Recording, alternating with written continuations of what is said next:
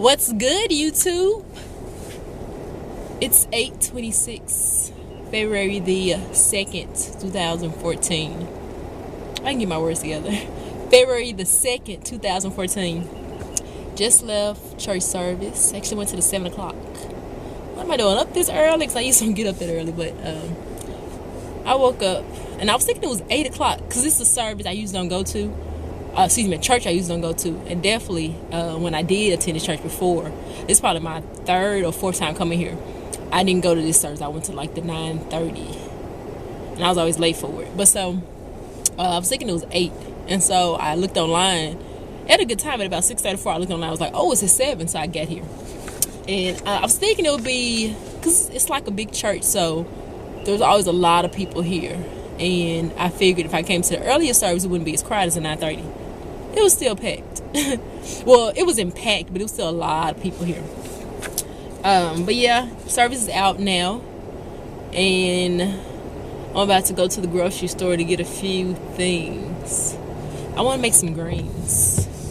I made some collard greens, I want to say a couple of weeks ago, and I didn't make all of them, and so I looked to try to make the rest of it, but I didn't freeze it. I had it in the refrigerator, and so it went bad. Also, I didn't vlog it all last week. I don't know what was up. Yeah. But I'm probably not going to vlog every day this week, but I will get on this camera here and there.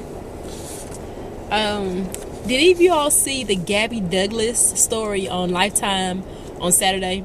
Or I'm sure they're going to replay it again, and then they hit the behind the scenes or behind the headlines or something like that. But she's 16, or she was 16 when she won, and just hearing her 10-year journey from starting her training to actually making it to the Olympics. Her story is definitely inspirational. And no one has a certain age stamp on, when you can be inspirational. I'm older than her, but she is inspiration for me. Also, her story is definitely a motivating story for any person, young, old, whatever it may be. The fact that she didn't give up, we always face this, not desire, but we get this moment, or we get into a place where we're like, well, I want to give up because it's not going how I thought it would go, or it's too hard, or it's too challenging, or I want to go back. But once we go so far, it's like you can't turn back. Not only are you needed to get there, but other people are depending on you to get there. It's like once you get there, they realize that, oh, I can do it too.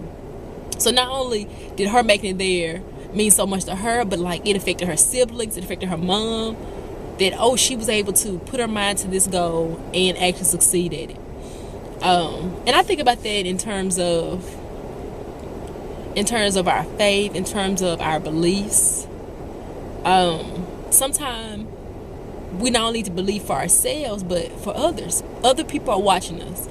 Other people, whether it's consciously or subconsciously, they're watching us. And if we're able to get to that mark, imagine how many other people are able to go to that mark and even beyond, because they saw that we could do it. Time and time again, we read about people in history who've done great things, and we don't forget them, not only because of what they've done, but also because they're sources of encouragement for us, and to remind us that we too can get there. And how we get there and what we accomplish may not be the same thing, but everyone has their own purpose, their own successes, and everyone getting to the mark is not the same mark, but the fact that you were able to get there, that's what's important. When I started talking about the Gabby Douglas, I wasn't planning to say all of that, but it was in me to say. So hopefully that rests well with someone who's listening out there. But I really thought that was a good story. Now she's a role model. I mean, her whole life has changed as a result of that. Even if she doesn't go to Olympics again or places again, she's done a first, what someone else has not done before her. But yeah, it's a really good story. I guess I'm about to rock on. Hopefully you all can see me. It's kind of gloomy out here. It's been raining. The temperature dropped a little bit from when I first came out.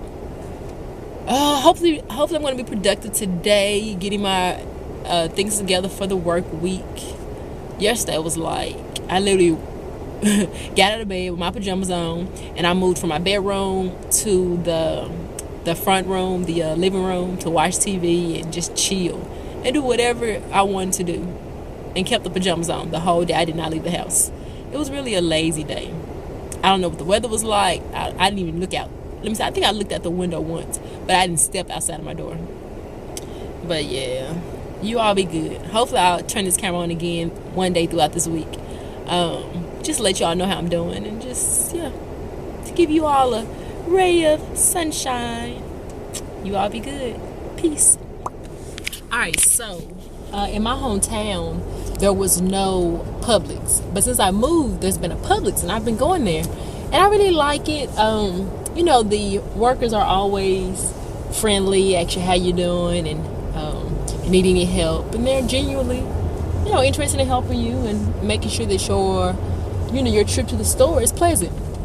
But it's one thing they do that I haven't seen any other store do. It's kind of like one of those mom and pop feels where they actually bring your groceries out to the car. Now, if you don't want them to, they won't. But they'll just usually take the initiative and grab your basket and take it onto your car, or sometimes they'll ask. And I feel kind of weird with them doing that because I'm not used to anyone taking my groceries to my car for me. And so I wonder, is it like protocol to tip them when they bring your groceries to the car? Is that like offensive if I do try to offer a tip? I don't know. Like, usually I don't have any cash, so I'm like, oh, if I want to give a tip I can't because I don't have any cash. But there's been times where I did have cash, and I was like, oh, do I give them cash? Do I not? Do I ask them? And today I was about to ask the lady, do you all accept tips or what?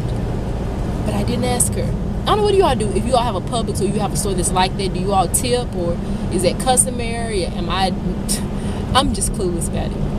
Because if I'm supposed to be tipping, I want to tip. And if I'm not going to tip, then I can take my own groceries outside. But if it's just their way of doing service and they're not expecting anything, then that's okay too. Because sometimes it's like it's expected for a tip, then sometimes it's like, oh no, we can't take tips. This is just part of our way of doing business. Just a question. If you all have a Publix or a store that takes out your groceries, do you all tip them?